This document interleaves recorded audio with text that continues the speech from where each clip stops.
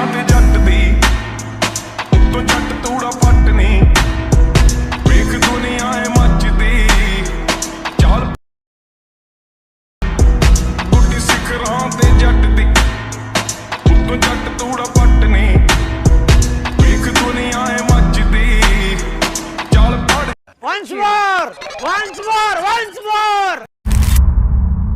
It's not good to play in the dark. It's just going to extinguish your fire.